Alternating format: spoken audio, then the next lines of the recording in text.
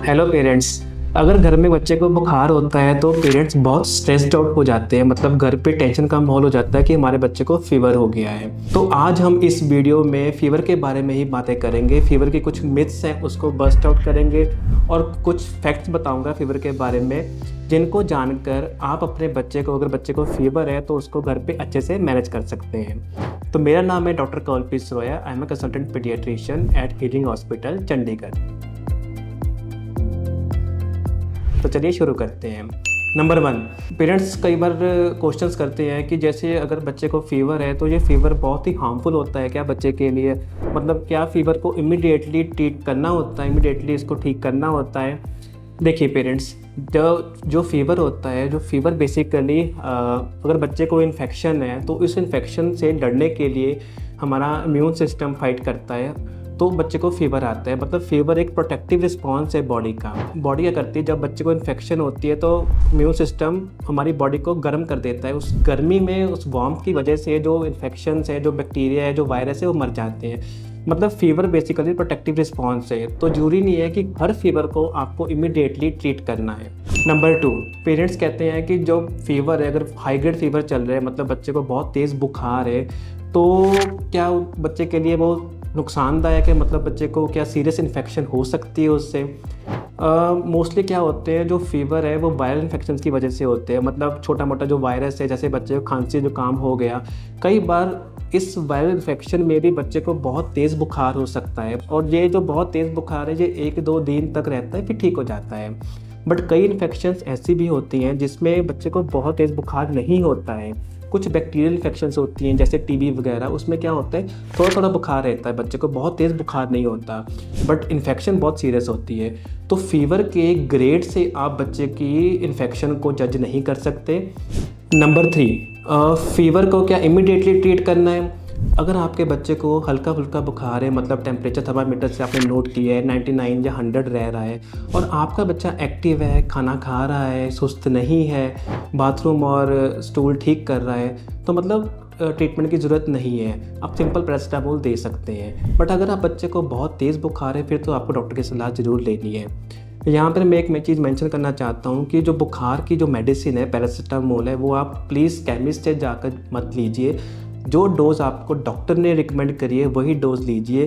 कई बार क्या होता है कि बच्चे को हमने सिरप दिया होता है, बट वो ड्रॉप्स ले लेते हैं और सिरप की डोज़ बच्चे को ड्रॉप्स में दे देते हैं, तो वो डोज़ बच्चे की बहुत ज़्यादा बन जाती है। तो बच्चे को वेट के हिसाब से ही पैरासिटामोल की डोज़ दीजिए। अगर ज़्यादा डोज़ देंगे बच्चे को तो बच्चे को नुकसान कर सकती है, लीवर पर इंजरी कर सकती है। नंबर 4, फीवर के टाइम क्या बच्चे को कोल्ड स्पॉन्ज करना चाहिए या आइस बाथ करना चाहिए? इन दोनों में से कुछ भी नहीं करना है। अगर आपके बच्चे को फीवर है तो आपको, अगर विंटर्स में ल्यूकवार्म वाटर के साथ स्पॉन्जिंग करनी है, समर्स में आप नॉर्मल टेम्परेचर वाला जो वाटर है उससे स्पॉन्जिंग कर सकते हैं, क्योंकि कोल्ड वाटर से आप स्पॉन्जिंग करेंगे तो बच्चे को शिवरिंग हो सकती है। नंबर 5, सबसे बड़ी मिथ ये है कि टीथिंग, जब बच्चे को दांत आने शुरू होते हैं मोस्टली 6 मंथ्स पे, तो बच्चे को बुखार बहुत तेज़ हो सकता है। नहीं, 6 मंथ्स पे जब टीथिंग स्टार्ट होती है तो बच्चे को फीवर बहुत तेज़ नहीं होता है, यूजुअली 99 या 100 के आसपास रहता है। बट अगर ज़्यादा तेज़ बुखार होता है तो डॉक्टर की सलाह जरूर लें। नंबर 6, जब बच्चे को फीवर के साथ कई बार बच्चे को सीजर्स आ जाते हैं, जैसे दौरे का अटैक हो जाता है, तो क्या ये ब्रेन को डैमेज करता है? नो, यूजुअली 5 साल से कम बच्चों को फीवर के साथ दौरे का अटैक आ सकता है, बट इससे बच्चे को दिमाग पर कोई असर नहीं होता है। हाँ, जब फीवर के साथ जब सीजर अटैक होता है, दौरे का अटैक होता है, तो ये देखने में बहुत स्केरी लगता है, बट कुछ टाइम के बाद ये इमीडिएटली ठीक भी हो जाते हैं और आपका बच्चा बिल्कुल एक्टिव, यानी कि बिल्कुल नॉर्मल जैसा हो सकता है। और हाँ, अगर बच्चे को फीवर के साथ सीजर है तो डॉक्टर की सलाह जरूर लें। नंबर 7, पेरेंट्स कहते हैं कि जैसे बच्चे को बुखार हो गया है तो इसको हमने खाना पीना कम कर दिया है। यूजुअली पेरेंट्स क्या होता है कि फ़ीवर में बच्चा वैसे ही कुछ खाना पीना कम कर देता है। अगर आप उसका और कम कर दोगे तो बच्चे को न्यूट्रिशन कहाँ से मिलेगा? अच्छी न्यूट्रिशन नहीं मिलेगी तो जो भी इन्फेक्शन चल रही है जिसकी वजह से बच्चे को बुखार आ रहा है तो बच्चा उससे रिकवर भी नहीं कर पाएगा। आप क्या कीजिए, बच्चे को थोड़ा थोड़ा मील फ्रिक्वेंटली देते रहिए और पानी पीने के लिए ज़्यादा दें, मतलब लिक्विड्स बच्चे को ज़्यादा दें ताकि बच्चे की अच्छी न्यूट्रिशन हो और जल्दी से रिकवरी हो। And last but not least, fever में एंटीबायोटिक्स देना चाहिए या नहीं देना चाहिए। हर फीवर में बच्चे को एंटीबायोटिक देने की ज़रूरत नहीं है। जैसे कि मैंने पहले बताया था, मोस्टली बच्चे को वायरल इन्फेक्शंस होती है और इन वायरल इन्फेक्शंस में बच्चे को एंटीबायोटिक्स असर नहीं करती हैं और अननेसेसरी एंटीबायोटिक्स देने से बच्चे को उस एंटीबायोटिक का असर आना बंद हो जाता है। मतलब बच्चे को उस एंटीबायोटिक से रेजिस्टेंस हो सकती है, जिससे आपका बच्चा मतलब नॉर्मल एंटीबायोटिक्स से ठीक नहीं होगा, बच्चे को हायर एंटीबायोटिक्स देने पड़ेंगे। एंटीबायोटिक्स की ज़रूरत उन बच्चों में पड़ती है जिन बच्चों को में बाथरूम की इन्फेक्शन हो, या फिर बच्चे को लंग्स में निमोनिया हो, या फिर कोई एब्सेस या कुछ सेलुलाइटिस टाइप्स हो। फिर भी अगर आपके बच्चे को कुछ फ़ीवर है, कौन सी ऐसी बातें हैं कि जब बच्चे को फ़ीवर हो तो आपको डॉक्टर की सलाह लेनी है। सबसे पहले तो अगर आपका बच्चा 3 महीने से कम है और बहुत तेज़ बुखार चल रहा है।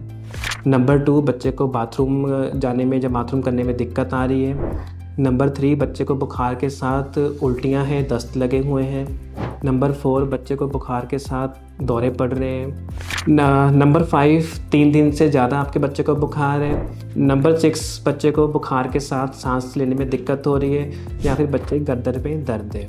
ये आपके बच्चे के डेंजर साइंस हैं। अगर ये डेंजर साइंस हैं आपके बच्चे में तो आप डॉक्टर की सलाह ज़रूर लें। Thank you.